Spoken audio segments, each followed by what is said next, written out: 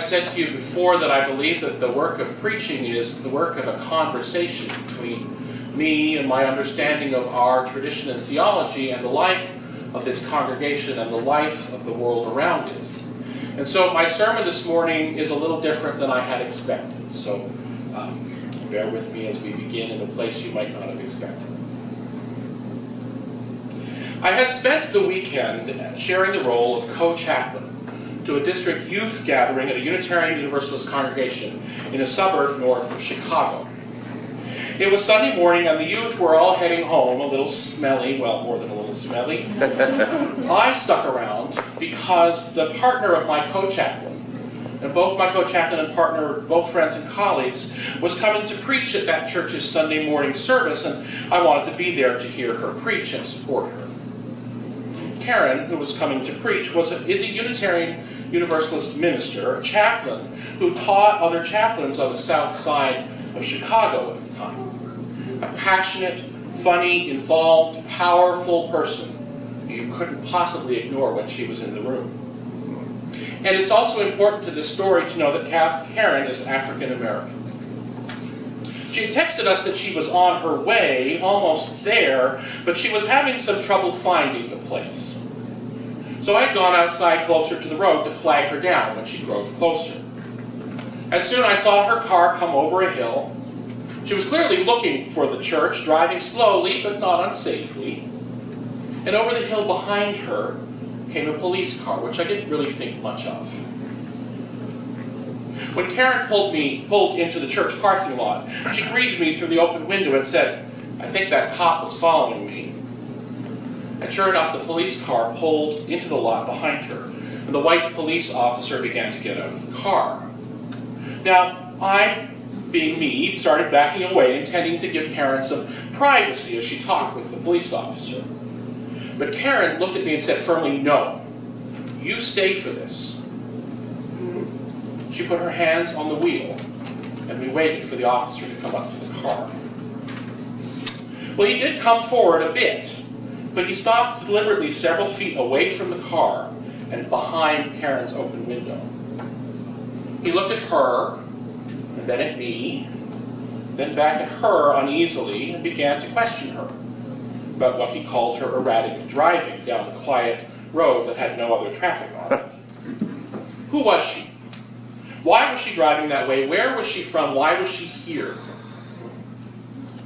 I vividly remember that his body language showed me that he was nervous. Tightness in his shoulders and his neck. And the tone of his voice was clear. "Justify why you are here." And I remember his occasional glances in my direction, worried and uncomfortable with my presence. But mostly, I remember watching Karen change when the officer began to speak to her.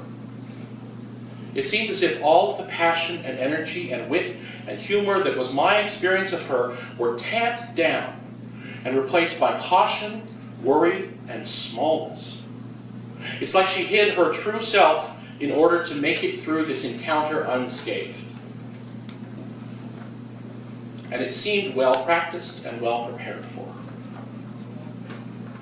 Now, after a time of more questions, the officer admonished Karen to drive more carefully and gratefully got back in his cruiser and drove away.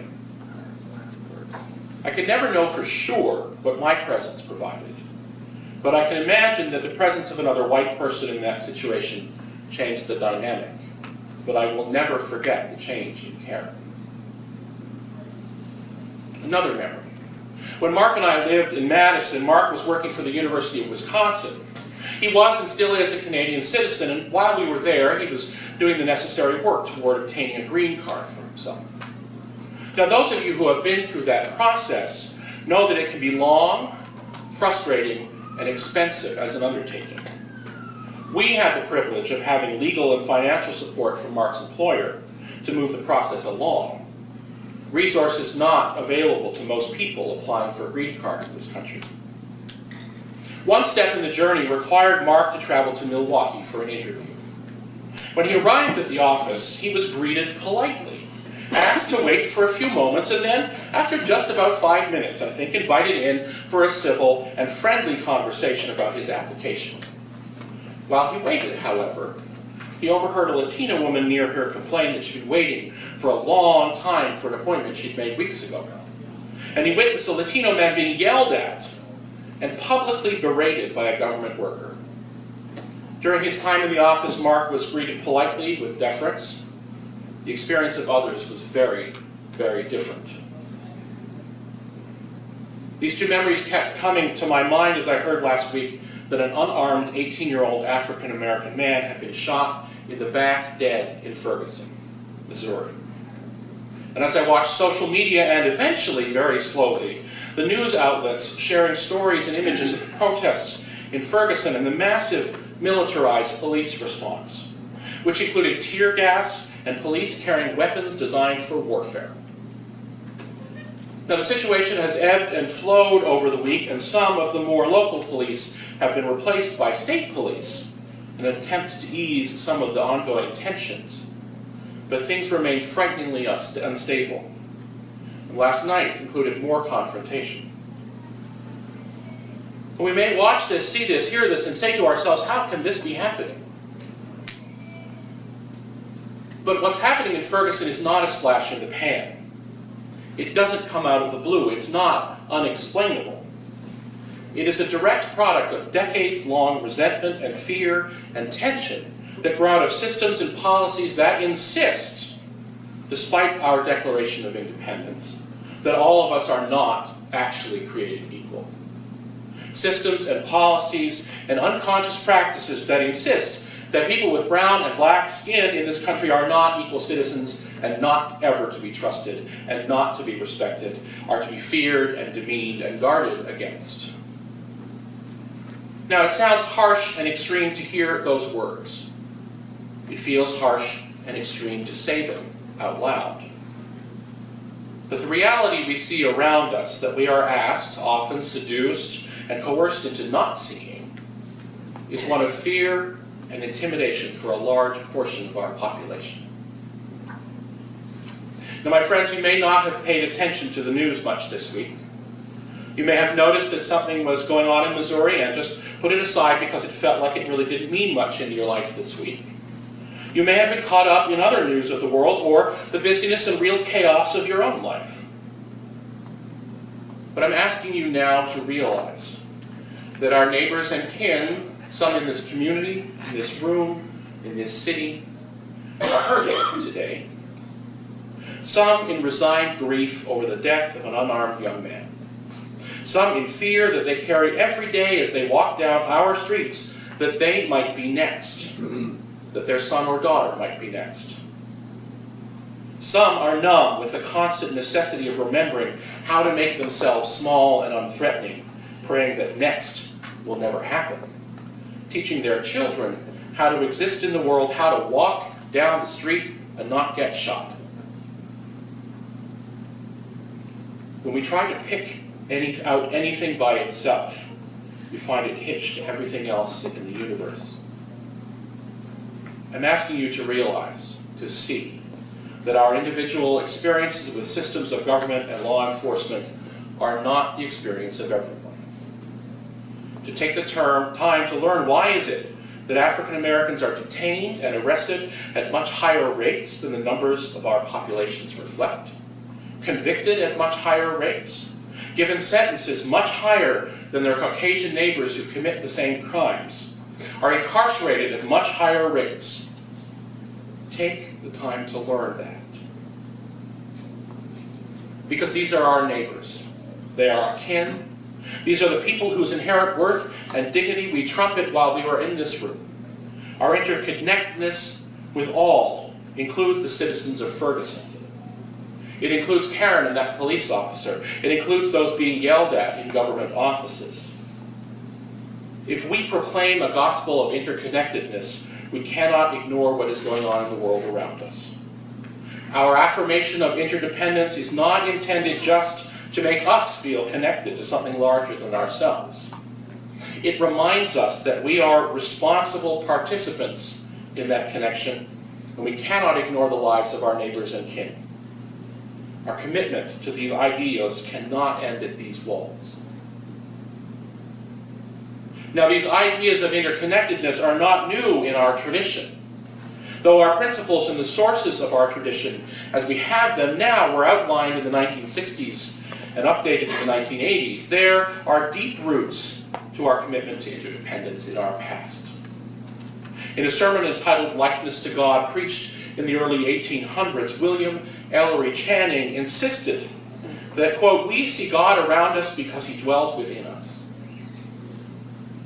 This is echoed in the early 20th century by Universalist Clarence Russell Skinner when he asserted that we have a common destiny because a common humanity. When we try to pick out anything by itself, we find it hitched to everything else in the universe.